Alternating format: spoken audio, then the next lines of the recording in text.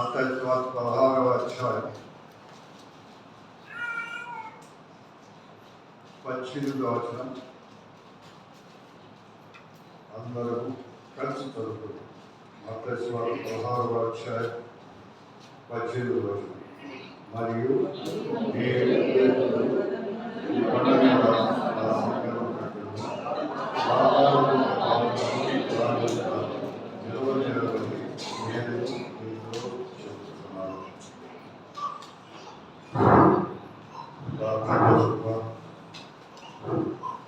దయగలిగిన ప్రేమగలిగిన పరలోకమందున్న తండ్రి, మీ ప్రేమను బట్టి, మంచితనాన్ని బట్టి, దయావాత్సల్యాలను బట్టి నేను స్తుతిస్తూ ఆరాధిస్తున్నాను. ఎంతవరకు సహాయపడవచ్చు ప్రజలు వీరి సమయాలు పరిశుభ్రపరచండి, బలపరచండి. ఆయా లేఖన భాగంలో ద్వారా వెళ్ళవలసినటువంటి మీ దీనదాసులను నన్ను కూడా కనిపించి మాకు ఏదో అవసరమో దాన్ని అనుగ్రహించండి. చీకటి శక్తులు స్థానంలో వర్తిస్తూ మమ్మల్ని మీరు తగ్గించుకుంటూ వాతావరణానికి మీ ఆధీనంలో సహాయపడమని కృపచూపమని యేసు నామములో వేడుకుంటున్నాం తండ్రి. ఇది ఈ సంవత్సరపు మన సంఘ వాగ్దానం, సంఘ వాగ్దానం. పాత నిబంధన కింద సంఘము దాచబడినటువంటి మర్మంగా ఉండేది. నూతన నిబంధన కింద ప్రభు పేతురుకు ఏర్పరచబడినటువంటి సంఘ రహస్యం ఇది.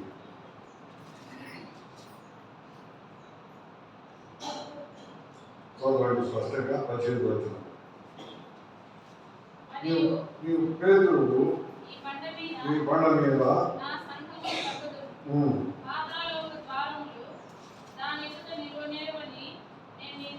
నేను నీతో చెబుతున్నాను.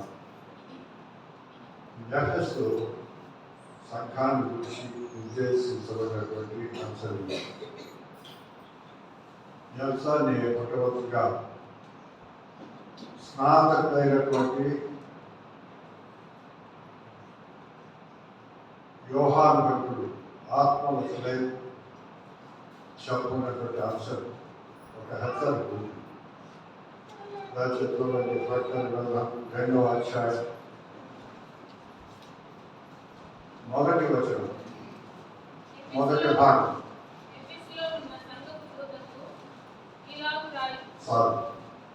ఎఫెసులో ఉన్న సంఘము దూతకు ఎలాగున రాయము.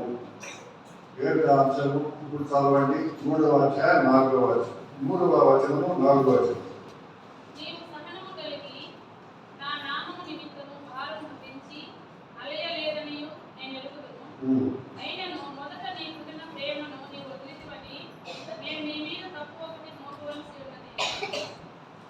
మొదటనున్న నీ ప్రేమను మరచితివి. అన్నీ ఏదో సాగుతుంది. అంగడిలో అన్నీ ఉన్నాయి. అల్లులకు అల్లులకు శ్రేణి సమృద్ధిగా ఉంది. షాపు అన్నీ ఉన్నాయి. వస్తు సామాగ్రి అంతా ఉంది. అంగడిలో వచ్చేటటువంటి అల్లులకు సరే చూసి మాటలు లక్ష్యం లేదు కాబట్టి ఆ షాప్ అది మూడవలసింది. దానివల్ల లాభం అన్నీ ఉండినప్పటికీ దానివల్ల ఏమి లాభం లేకుండా పోతుంది. అలాగే ఒక్కటి లోపం ఉంది అని అన్నారు. ఆది ప్రేమను మర్చిపోవాలి, మొదటి ప్రేమను మర్చిపోవాలి. కాబట్టి మనల్ని మనం పరీక్షించుకుంటా మన విశ్వాస జీవితంలో రక్షింపబడినప్పటి నుండి ఇప్పటి వరకు మనము ఎలాగ విశ్వాసాన్ని కొనసాగించుకుంటూ ముందుకు వెళ్తున్నాం అనేది మనం గుర్తించుకోవాల్సినటువంటి ప్రథమ కర్తవ్యం. నూతన నిబంధన మీద యాక్షన్ ధ్యానించినట్లయితే మొట్టమొదటిగా అపొస్తలుడైన పౌలు 3 సంవత్సరాలు ఎక్స్లో పరిచయం చేసుకోవడానికి ప్రయాసపడ్డారు. రోమా భాష, రోమీలు భాష బట్టి బతుకోగలుగుతాం. భాష రోమా ప్రభుత్వం మీద వారు నేర్చుకున్నవారు. అయితే వారి భాష గ్రీకు భాష. మొదటి బిషప్ తిమోతి అక్కడ సేవ చేసేది కావాలి. 3 సంవత్సరాలు వస్తువులైనటువంటి పౌరులు పరిచయం చేసి ప్రయాసపడ్డారు. తర్వాత మొదటి బిషప్ తిమోతి అక్కడ సేవ చేస్తూ వచ్చినారు.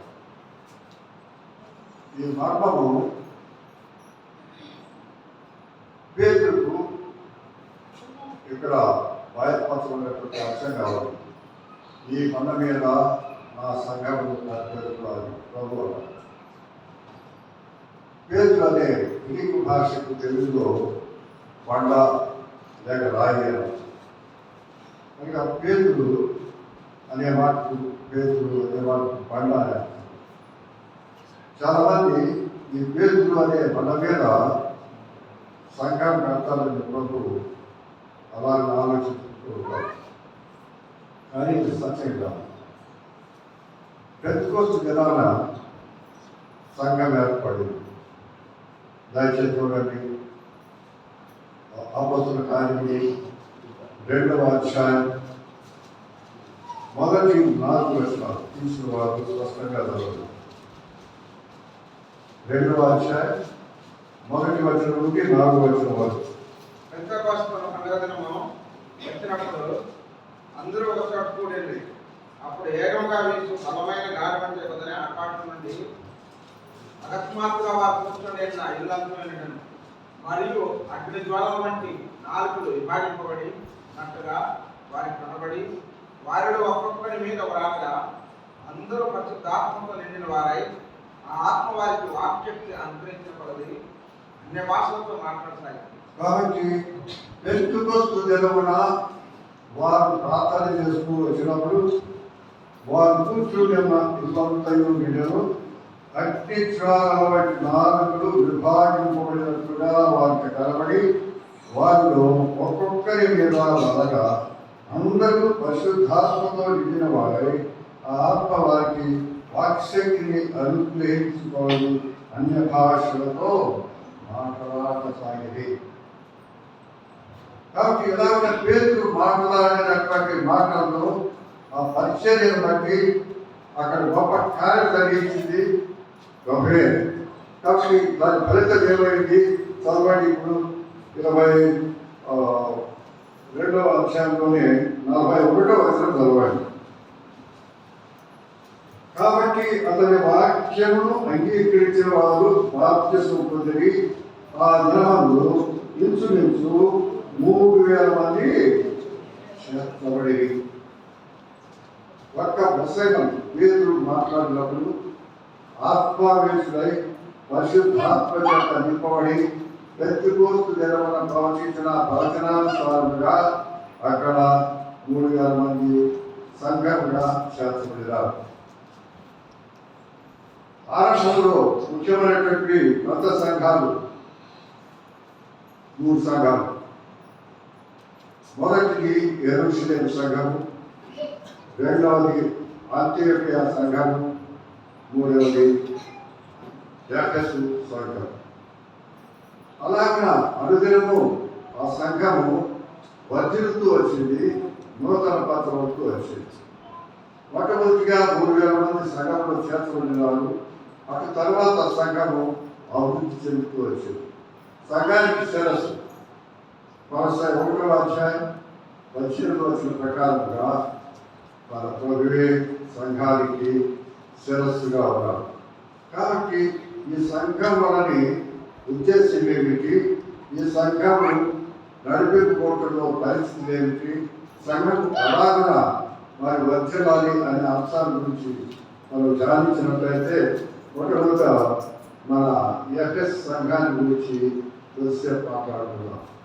ఆరంభంలో ఇక్కడ సంఘ పేరు వేణుగోపాలరెడ్డి తోట దగ్గర కొన్ని కుటుంబాలు ఉండేటివి. కొద్దిగా కొన్ని కుటుంబాలు మాత్రమే అక్కడ ఉండేటటువంటి వారు. అక్కడ ముఖ్యంగా సహోదరుడు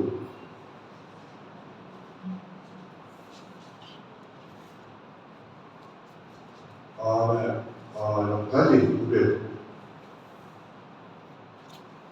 నమ్మినటువంటి విశ్వాసం స్వామిదాస్ పేరు వారి అవగాహన వీళ్ళు వృద్ధాపంలో ఉండేది.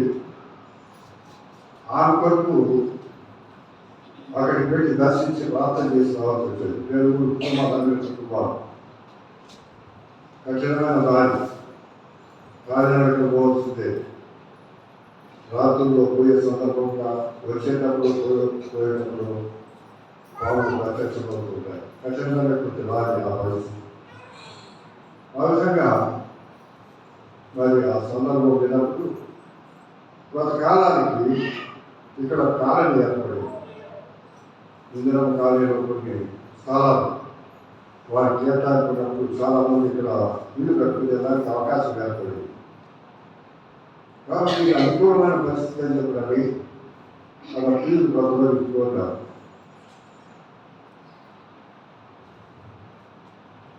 అలాగా ఇది మొత్తము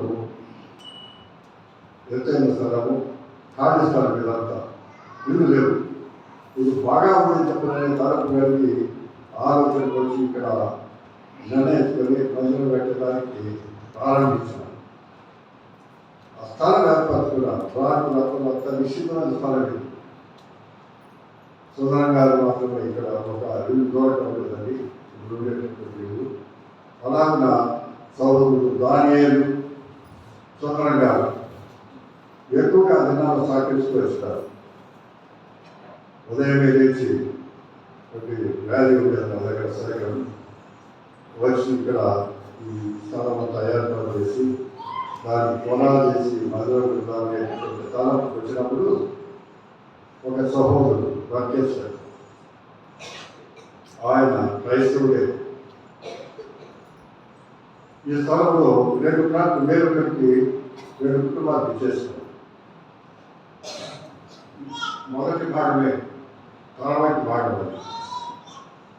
నదిలో వచ్చి చూస్తే రాజు వారు ఆ ఫ్లాట్లు మేము మాకు చెప్తున్నామన్నా లాభం లేదని వారు వెలువెట్టనే ఆలయంతో మాట్లాడి తహసీల్దార్ ద్వారా ఈ 2 ఫ్లాట్లు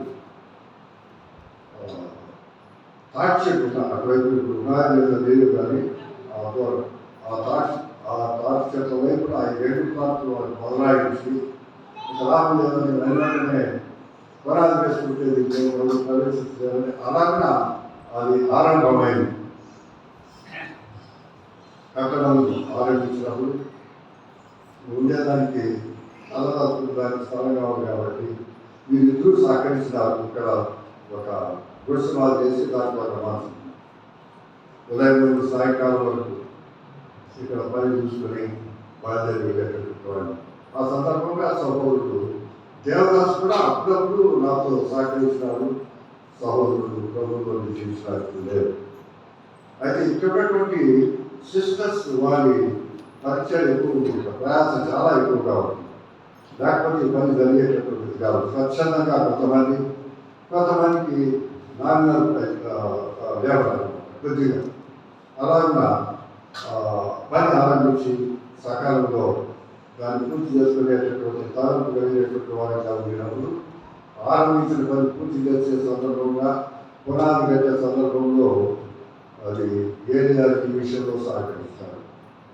ఇది పక్కాగా ఉంటే బాగుంటుంది. ఒకవేళ కొత్త వేస్తే ఆక్టైర్లు గుర్తు వేసి కాల్చేదానికి అవకాశం ఉంటుందన్నా ఇది సరిగా కట్టుకుంటే బాగుంటుందని చెప్పని సహకారం ఇస్తున్నారు. అలాగా పని ఆరంభించి దానికి రేకులతో క్షేత్ర వేసుకునేదానికి ఆరంభించిన పని జరిగింది. తర్వాత చిన్నపిల్లలకు సర్వేట్ కొట్టాయి కూడా ఇక్కడే పక్కన మీ అందరికి తెలుసు. అక్కడ ఒక షెడ్ వేసుకొని అది ఆరంభించడానికి ఆరంభించినాం. కృపను బట్టి అది క్రమేణా పంచబడింది. తర్వాత ఇప్పుడు మీకు అందరికీ తెలిసింది ఈ షెడ్ అన్ని తీసుకెళ్ళే పక్క బిల్డింగ్ రూపడి పైన కృప చూపుతారు. భయం కలుగుతుంది. ఆయన సంఘము ఆయన రక్తమించి కొన్నటువంటి సంఘం కాబట్టి అనేకులు దీని విషయమైన ఆసక్తి కలిగి పద్ధతి పట్టుదలతో ఈ పనిని కొనసాగించడం ద్వారా ఇంతవరకు ఈ సంఘం కట్టబడి వృద్ధి చెందడానికి అవకాశం కలుగుతుంది. చాలా సంతోషం. ప్రభుత్వ మహిళ కలుగుతుంది కాక. అయితే ఈ సంఘము ఎలా బాగా ఉంటే ఈ మంచి సంఘంలో మంచి కట్టడాలు ఉంటే దీనివల్ల ఏమి లాభం లేదు. అన్నీ ఉండవచ్చు. అదే ప్రభుత్వ మరుపైన ఉంటుంది. ఇది చాలా అంశం, ముఖ్యమైనటువంటి అంశమే. ఇప్పుడు మాదిరికరమైనటువంటి సంఘం అవసరంగా చెప్పాలంటే మనకు ఉన్నటువంటి సంఘాల్లో చెప్పక తప్పదు. నా అనుభవాన్ని బట్టి ఇది మొదటి కూడా అది మాదిరికరమైన సంఘం. మున్సిపాలిటీ ఎప్పుడు వచ్చినా ప్రత్యేక వీటితో కొన్ని సందర్భాల్లో అది వ్యాన్ గొప్పలేకపోయినప్పుడు వ్యాన్ లేకపోయినప్పుడు ఆరంభ దినాల్లో మొత్తం అంతా వచ్చేటటువంటి వారు సహకరించేటటువంటి వారు ప్రత్యేక ఆయా అంశాల విషయంలో. అంతేకాదు పరిచయ విషయంలో కూడా గాలిలో సంఘ నిర్మాణం జరిగేటప్పుడు అవసరం ఏర్పడేది పరివారంతో. అలాగే ఆ సందర్భంలో కూడా వారి సోదరుడు ధైర్యం స్వామిదాస్ పేతులు వారు ఈ గోడ నిర్మాణంలో సహకరిస్తూ వస్తారు. అంతేకాదు ఎక్స్ వాళ్ళు ఎక్కువగా సహకరిస్తూ వచ్చినారు విశ్వాస సంఘాల విషయంలో. కాపరి లేనప్పుడు ఒక సందర్భంగా కాపరి ఊరికి వెళ్ళిపోయినారు. అప్పుడు ఆ పేతులు వారి కుమారుడు కొంతకాలం ఆపదాన్ని సెక్రటరీగా పనిచేస్తున్నారు. తర్వాత రావట్లేదు తెలియలేనప్పటికీ ఎందుకు చెప్తున్నారంటే విశ్వా అనుబంధంగా ఉండినప్పటికీ ఈ సంఘం క్షేమాభివృద్ధి చెప్తూ ఇది బాధికరమైనటువంటి సంఘంగా ఉందని అన్ని సంఘాల్లో ఇది పోరాట కాదు. ఉన్నటువంటి సత్యం అందరికీ తెలుసు. ఈ సత్యం విధానంగా సత్యం అలాగన కృపను బట్టి ఇది అంతకు వచ్చింది. ఆత్మీయంగా స్థిరపరచబడాలనేది మన ప్రాంతమైనటువంటి ఉద్దేశం కాదు. కట్టడాలతో నిమిత్తం లేదు, కానీ ఏమైనప్పటికీ ఎక్కడైనప్పటికీ ఆత్మీయత అవసరము. ఆత్మీయంగా కట్టబట్ట చాలా అవసరం. ఆత్మను రక్షింపుకునేటువంటి ఆత్మలు అవసరం. కాబట్టి మీరు వజ్రులు కొనది ఆత్మీయంగా స్థిరపరచబడండి అని చెప్పినని 3వ యోహాను చదవండి దయచేసి. 3వ యోహాను 2వ వచనం. యోహాను పత్రిక 3వ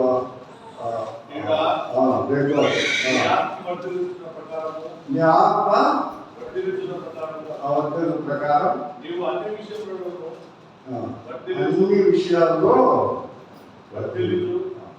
నువ్వు వర్ధిల్లే ప్రకారం నువ్వు ఆత్మీయంగా అన్ని విషయాలు వర్ధిల్లాలి అని అంటారు. అన్ని విషయాల్లో వర్ధిల్లాలి. ఆత్మీయత అవసరం. కట్టబడాలి. ఇది చర్చ్ ఎడ్యుకేషన్. సంఘం వర్ధిల్లాలి. సంఘం దినాభివృద్ధి చెందాలి. ఆత్మీయంగా వర్ధిల్లాలి. ఇది నింపబడేది కాదు, కానీ ఈ నింపబడినటువంటి పరిస్థితుల్లో రక్షింపబడినటువంటి వాళ్ళు ఎంతమంది, ఆరాధించేవారు ఎంతమంది, అలాగే ప్రభువును భయపరిచేవారు ఆత్మీయత కలిగినటువంటి వారు ఎంతమంది. గత వారంలో నేను ముఖ్యమైన అంశం విషయంగా కాకపోవడా వచ్చింది. ఒక సంఘానికి వెళ్ళింది. సహోదరుడు ఆశిస్తున్నాడు. పరిచయంతో వెళ్ళినప్పుడు అక్కడ నేను గమనించింది ఏమనంటే మన సంఘము దాదాపు అట్లా ఉంటారు. అది ఉండే ఇంటికి దగ్గర కాబట్టి ఆ సంఘానికి వెళ్ళాను. అలా కాదు, ఒక గంట వాళ్ళు ఆరాధిస్తున్నారు. నేను చూస్తున్నా సమయం దాని పెట్టుకున్నది వెనకాల ఎంతసేపు ఆరాధిస్తారు. ఒక గంట ఆరాధన ఎంతమంది ఆరాధన అది అవసరం. అలాగే ఇక్కడ కూడా వర్తిల్లాలి. అలాగే ఆరాధించేవారు ఎంతమంది రక్షింపడ్డారని చెప్పి మౌనంగా కూర్చుంటే చాలా లాభం లేదు. ప్రభువుని ఆరాధించుతా నూరారా ప్రభుని స్థితించే భయపరుచుతా ఎంతైనా మనకు అనుసరణీయము వర్తించుట అవసరం. ఎఫ్సి 2వ అధ్యాయం 22వ వచనం. ఎఫ్ఎస్సి 2:22 చదవండి.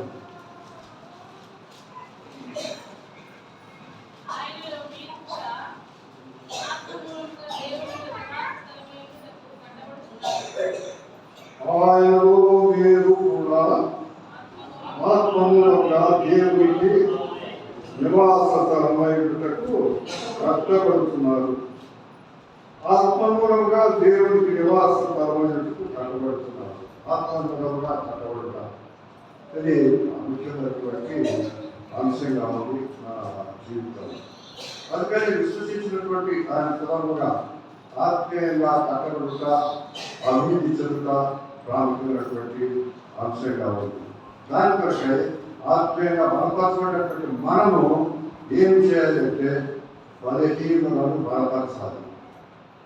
రక్షింపబడిన మనము రక్షణ లేని వారిని కొత్తగా వచ్చే వారిని బలపరచాలి. రోమీయులకు రాసిన పత్రిక 14వ అధ్యాయం 1వ వచనం. రోమ 14:1.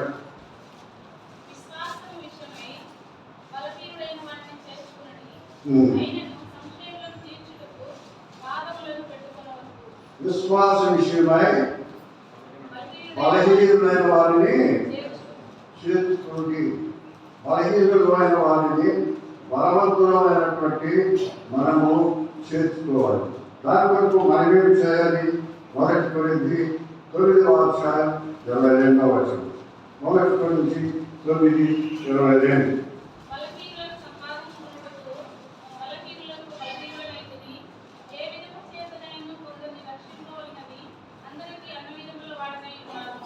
ఇది పౌలు యొక్క మాట. బలహీనులను సంపాదించుకున్నకు బలహీనులకు బలహీనులనైంది. ఏ విధం చేతనైనా కొందరిని రక్షించుకోవాలని అందరికీ అన్ని విధముల వారికి సంపూర్ణంగా ఉన్నాను. అన్ని విధముల వారిపై ఉన్నాను. బలహీనులకు నేను బలహీనులనైంది. వారితో విడితమైపోక వారితో కలిసిమెలిసి జీవించుట, వారి విషయమైన ఆలోచన కలిగిట ఇది ప్రాముఖ్యమైనటువంటి అంశంగా. వారు ఇంకా ఏమంటారు? తన స్వకీయుల విషయం ఏమంటాడు చూడండి. 10వ అధ్యాయం 1వ వచనం. రోమా 10:1. రోమా 10:1.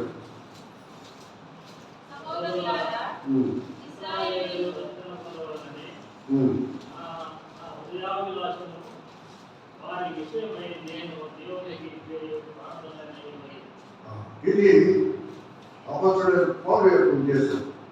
నా ప్రియులు, నా సేవకులు, నా రక్త సంబంధికుడు ఎట్లాగైనా సరే వారు రక్షించబడాలన్నది నా యొక్క ఆలోచన.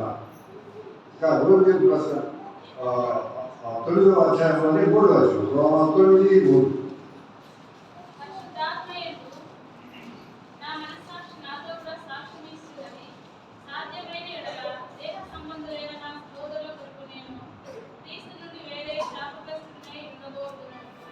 వారి కొరకై నేను శాపగ్రస్తుడైన ఇంకా అంటే వారు రక్షింపబడిన ఆలోచన అభిలాష అని చెప్తారు. ఇలాగన ఎంతమందిని మన కుటుంబాల విషయమై ఆలోచన చింత ఆదుర్త కలిగి ఉన్నామో ఒకసారి ఆలోచించింది. కుటుంబ విషయమైన బాధ్యత వారు రక్షింపబడాలనేటటువంటి ఆలోచన మనం కలిగి ఉన్నాం. నేను చాలా సంవత్సరాల క్రితమే మా ఊరు విడిచిపెట్టి విద్య తర్వాత ఉద్యోగాలు బయట వెళ్ళడానికి సంభవించింది. కాబట్టి ఇంటితో ఎక్కువగా నాకు సంబంధం లేదు, బయట ఉండేవాడు. అయితే స్వకీయ విషయమైన ఆలోచన కలిగి పలుమార్లు ఆ గ్రామానికి వెళ్ళి వారిని దర్శించడం ద్వారా ఏ తలైతే చేసుకున్నటువంటి సొంత తమ్మునికి మిగతా వారికి కూడా ఎలాగాకు అనబెట్టితో ఆ తల్లి చివరి దినాలను యేసు క్రీస్తు రక్షకుడిగా అంగీకరించింది. ఒక అన్న యేసునందు నమ్మకం వచ్చినారు. వాడు తమ్ముడు వాడు ఆ దినాల్లో బెత్తెస్దా దారుణమైన ఇంట్లో కూడిక జరిగేది. చిన్న సంఘంగా ఆరంభమైంది. వాడు ప్రతి ఆదివారం వచ్చేటటువంటి వాడు రాలేదు. 2-3 వారాలు రాలేవాడు. ఏంటి రాలేదు కదా నేను ఇప్పుడు దర్శించినావు ఏమైనా ఎందుకు 2-3 వారాలు రాలేదు చెప్పానంటే రాలేదన్నా చేసుకున్నంత ఏం రాబన్నాడు. ఏ విషయం ఏమొచ్చింది దానికై చెప్పాలంటే వాడు చెప్పినాడు, ఒక కుటుంబాన్ని చూస్తాడు, ప్రభువును చూడాడు, ఒక విశ్వాసి నూతనంగా వివాహం చేసుకున్నాడు. అది నాకు ఆత్మ లేవు, వేరొక ఏర్పాటు చేయలేదు, జీవులు కూడా తక్కువ. ఈ దినాల్లో ఎక్కడైనా ఏమైనా అనుభవాలు ఉన్నాయి. ఆ వ్యక్తి తన భార్యను రిక్షాలు తీసుకొని వచ్చినాడు. కూడికి అయిపోయింది. కూడికి అయిపోయిన తర్వాత మండు వేసడు. తన భార్యను రిక్షాలు కూర్చోబెట్టుకొని ఇంటికి వెళ్ళిపోయినాడు. ఇది వాడు గమనించినాడు. అతని తల్లి వృద్ధాప్యంలో కదా మండు వేసంలో ఆ తల్లిని పరామర్శించకుండా తన భార్యను కూర్చోబెట్టుకొని వెళ్ళిపోయినాడు రిక్షాలు. వేసుకుని నమ్మితే ఏదైనా ప్రేమ అని అంటే ప్రభుత్వం ఎక్కడైనా పాపం కోసం చేయనప్పుడు మనుషుల్లో బలహీనతలు ఉంటే వాళ్ళని చూస్తావాలంటే నువ్వు ఏదైనా చెప్పలేనా లాభం లేదే అన్నారు. ఏదేమైతే అసలు ఏమంటే అనేక రీతిగా అట్లా పరిస్థితులు ఉంటాయి. సంఘంలో ఏర్పడేదానికి అవకాశం ఉంటుంది. వారిని వీరిని చూసి మనం వాదేసుకోవాలి. అది నష్టానికి దాచుతుంది. మన ప్రభు నిందారహితుడు, నిర్దోషి, నిష్కల్మషుడు. ఆయన దోషం లేదు, కప్పం లేదు. కాబట్టి ఆయన లక్ష్యం నుంచి మన విశ్వాసాన్ని కాపాడుకుంటూ మనం ముందుకు వెళ్ళాలి. సహవాసంలో వర్జలాలి. ఇలాంటి పరిస్థితులు ఏర్పడతాయి. అప్పుడప్పుడు బలహీనతను బలపరచడానికి మనం ప్రయాసపడాలి. మన కుటుంబం విషయమై ఎక్కువ ఆసక్తి చూపాలి. అలాగే లేకపోతే మన కుటుంబాన్ని మనం రక్షించుకోలేకపోయి బయటంతా ఏం తిరిగినా లాభం లేదు. 1 తిమోతి 5వ అధ్యాయం 7వ వచనం. 1 తిమోతి 5వ అధ్యాయం 7వ వచనం. ఎవరైనా తన కుటుంబాన్ని రక్షించుకోకపోతే చదవండి. 1 తిమోతి 5:7.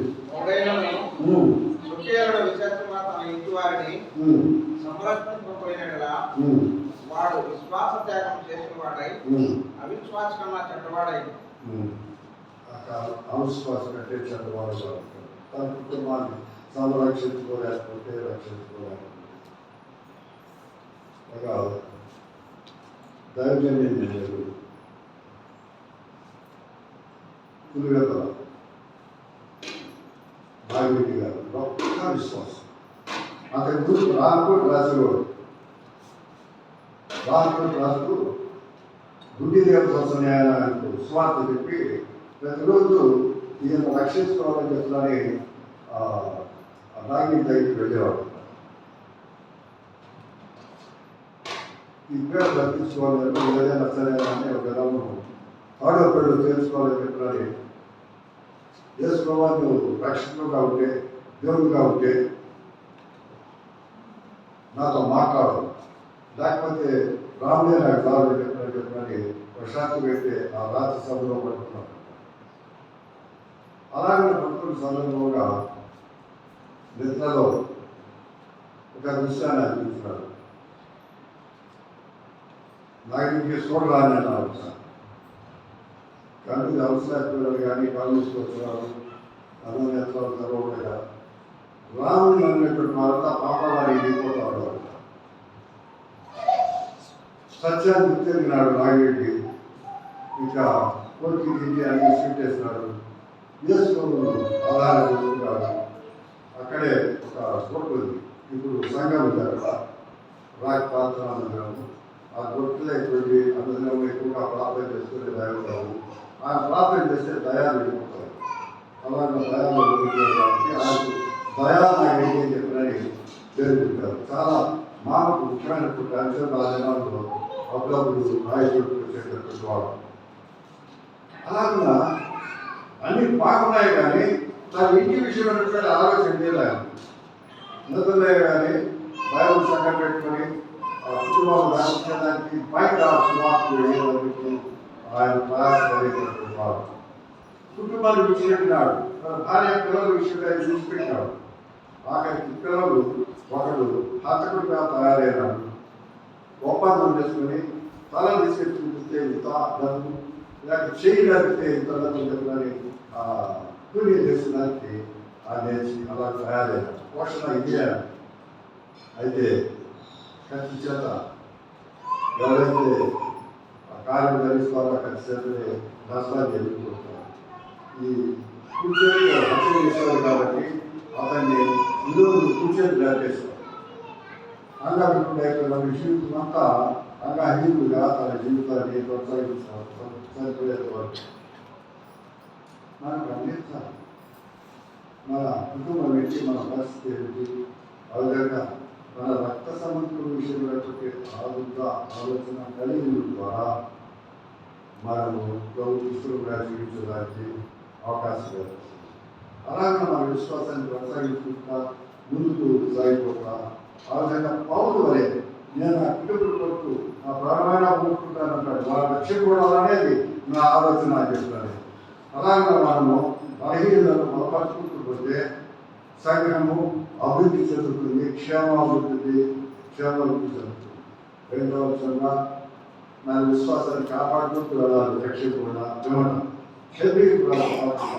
మరి వర్ష 2 వర్షాలు విశ్వాసములకు కర్తయు వారిని కొనసాగించుకోవాలని యేసు వైపు చూపుతూ ఓపికతో వెళ్ళాలి. ఓపిక అనేది చాలా ప్రాముఖ్యమైనటువంటి అంశం. ఏదైనా ఉంటే మంత్రంతో కాదు, సహనము ఓపిక కలిగి ఉంటాం. ఓపిక లేకపోతే అపవాది ఎప్పుడైనా నిన్ను పడవేసేదానికి అవకాశం ఉంది. వాళ్ళు వచ్చి చూపిస్తారు. మన పోరాటము అంధకార సంబంధమైన చీకటి శక్తులతో, అపవాదితో. యాసి 16 అధ్యాయం 12 వచనం. యాసి 6:12.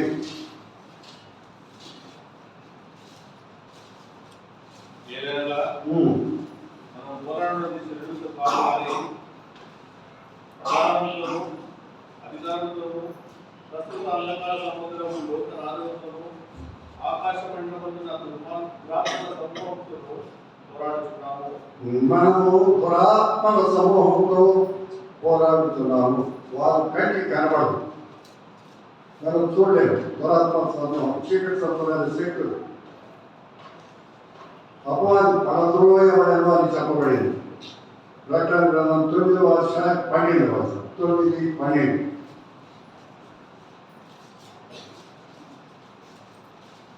మొదటి శ్రమ గతించను, ఇదిగో మరి 2 శ్రమలు తర్వాత 9:12. అపవాది పరద్రోయబడని పన్నెండు దాసాలు క్షమించండి, 12 దొరుకుతారు. కాగా సర్వలోకమును మోసుకొచ్చుచు అపవాదినియు సాతానునియు పిలుగల ఆది సర్పమైన ఆ మహాఘట సర్పం పరద్రోయబడెను. తండ్రి అయినటువంటి దేవుడితో ఉన్నటువంటి వాడు పరద్రోయబడినాడు. 3 ఆకాశాలు. మొదటి ఆకాశం గగనం శూన్యమని చెప్పబడింది. ఇక 3వ ఆకాశం 2 Corinthians 12వ అధ్యాయం 2వ వచనంలో పౌలు అంటాడు, నేను ఆ 3వ ఆకాశం ఎక్కి వచ్చిపడాలి శక్తులను సంఘటన నేను నడుపుతున్నాను అని అంటాడు. అక్కడ నుండి అపవాది పరద్రోయబడినాడు. వాని అనుచరులతో దూతలతో పరద్రోయబడను అని చెప్పబడింది. వాని అనుచరులు కూడా 1/3 అనగా 133 మందికి పైగా వారిని ఫాలో చేస్తున్నారు. వారి అనుచరులు ఉన్నారు. కాబట్టి వీళ్ళు ఎంత గొప్పవాడో మనం ఆలోచన చేసుకోవాలి. సాధారణంగా కాదు, వాళ్ళు లోకాధికారి. పరద్రోయబడినటువంటి వాడు. కాబట్టి 1 Peter 5వ అధ్యాయం 8వ వచనం, వారు గర్జించు సింహం వలె ఎవరిని ముందునాలని చూచుతున్నాడు. కాబట్టి దీని మీద మనం విజయం పొందాలంటే ఏం చేయాలి? చదవలేదు. పేతురు మొదటి పేరు 5వ అధ్యాయం 9వ వచనం. మొదటి పేరు 5:9. లోకమందున్న మీ సహోదరులకు ఈ విధమైన సంగతులు నెరవేర్చుకున్నారని విశ్వాసంతో స్థిరులై వారిని విశ్వాసంతో వాడు ఎదిరించాలి. ఏమో ఎక్కడ అంటే కుదరదు, వాడు నవ్వుతాడు, చూసి నవ్వుతాడు. విశ్వాసంతో ఎదిరించాలి. ఇంకా ఏం చేయాలి? ప్రభువును ముందు పెట్టుకోవాలి. యాకోబు పత్రిక 4వ అధ్యాయం 8వ వచనం. యాకోబు 4:8. దేవుని ఆయన ముందు ఉంచుకోవాలా. తర్వాత ఇప్పుడు ఏం చేయాలి? అపవాదిని ఎదిరించాలి. 4వ అధ్యాయం 7వ వచనం చదవండి. కాబట్టి ఎవరికి లోపడండి అపవాదిని ఎదిరించి అప్పుడు వాడు ఎదురంటే పారిపోదు. ప్రభువును గుర్తుంచుకోవాలి, ప్రభువుకు లోబడాలి. అప్పుడు అపవాదిని ఎదిరిస్తే, విశ్వాసంతో ఎదిరిస్తే వారు పారిపోతారు. దాని కొరకే మనం ఏం చేయాలి? ప్రార్థన అవసరం. లూకాసు వార్త 21వ అధ్యాయం 36వ వచనం. లూకా 21:36.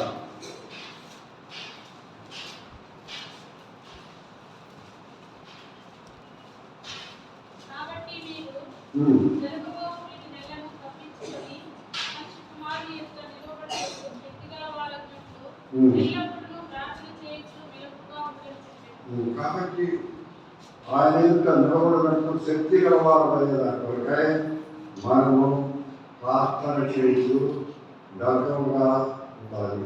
ప్రార్థన చేయొచ్చు, నరకంగా ఉండాల్సి. కాబట్టి ఓపిక సహనం అవసరము. అంత మాత్రమే కాకుండా 3వ అంశంగా ఆయన కొరకు కనిపెట్టుట, ద్వేషించుట అనేది ప్రాముఖ్యమైనటువంటి అంశం.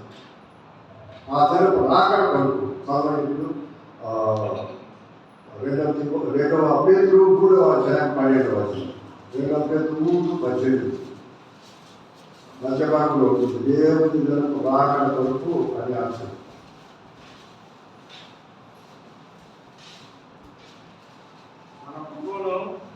రక్షకుడైన యేసుక్రీస్తు అనుగ్రహించిన కృపయందును జ్ఞానమందును అభివృద్ధి పొందు. ఆయన ఇప్పుడు జ్ఞాపకం వరకు మహిమపడును కాక. 3:12. దేవుని కనిపెట్టుచు దానిని ఆశతో అపేక్షించు మీరు పరిశుద్ధమైన ప్రవర్తనతోను భక్తితోను ఎంతో జాగ్రత్తగా వారాయడం. అలాగన సహాయంతో కనిపెడుతూ ఆయన రాకడ కొరకు ఎదురు చూసేవారు కూడా ఎంత అవసరము. అది ప్రాముఖ్యమైనటువంటి అంశం కాదు. సరే చదవలేదు. 3వ అధ్యాయం 12వ వచనం. దేవుని రాకడ కొరకు కనిపెడుతూ దానిని ఆశతో అపేక్షించుతూ జాగ్రత్త కలవారి ఉండవలను. పరిశుద్ధమైన ప్రవర్తన భక్తి ఉండాలి. పరిశుద్ధమైన ప్రవర్తన ఉండాలి. పరిశుద్ధత లేకుండా హెబ్రీయులకు రాసిన పత్రిక 12వ అధ్యాయం 14వ వచనం. హెబ్రీ 12:14. పరిశుద్ధత లేకుండా ఎవరు ప్రభువును చూడడు. పరిశుద్ధత లేకుండా ఎవరు ప్రభువును చూడలేదు. కాబట్టి పరిశుద్ధ ప్రవర్తన, భక్తి గలవారమై ఆయన రాకడ కొరకు ఎదురు చూసేవారుగా ఉండాలి. ఆ విధంగా లేకుండా, ఈ పరిశుద్ధత లేకుండా, ఆశతో కనిపించుకునే పద్ధతి లేకుండా ప్రభు రాకడ కొరకు మనం ఎదురు చూసినా అది చీకటిగానే ఉంటుంది, కానీ వెలుగు మాత్రం అంత మాత్రం ఉంటుంది. ఆమోస్ 5వ అధ్యాయం 18. ఇటు వారి గురించి చెప్పబడింది. విశ్వాస రహితమైనటువంటి వ్యక్తుల గురించి చెప్పబడినటువంటి. విశ్వసించినామని అనుకుంటుంటారు, రక్షణ అనుకోవడదు, భక్తి ఉండదు, పరిశుద్ధత ఉండదు. అటు వారి ఉద్దేశించి చెప్పడం మాట. ఆ దినం వచ్చినా దానివల్ల మీకు లాభం లేదని. ఆమోస్ 5:18. ఉపవాదనం రావాలని ఆశ పెట్టుకుని వారా మీకు క్రమ ఉపవాదనం వచ్చడం వలన మీకు ప్రయోజనమేమి? అది వెలుగు కాదు, అంధకారం. కాబట్టి ఆ దినం వస్తే మీకు లాభం ఉండదు, అది మీకు అంధకారంగానే ఉంటుంది. కాబట్టి అంధకారం గురించి వెలుగులోకి రావాలంటే ఏం చేయాలి? అతి స్థితిలో ఉన్నటువంటి వారు 13 13 ఆయన చీకటి కమ్మజేయకుంటే మీ కాళ్ళు చీకటి కొండలకు తగలకుంటే వెలుగు కొరకు మీరు కనిపెట్టుచుండగా ఆయన దాని గాఢానుసారంగా చేయకుంటే మీ దేవుడైన యెహోవా మహిమ గలవాడని ఆయన కొనియాడి. కాబట్టి ఆ వెలుగు చీకటిమైన కాక మునిపే చీకటి కొరకాయ మీరు ఎదురు చూడకుండా వెలుగుమయమైనటువంటి ప్రభునందు నమ్మకం ఉంచి మీరు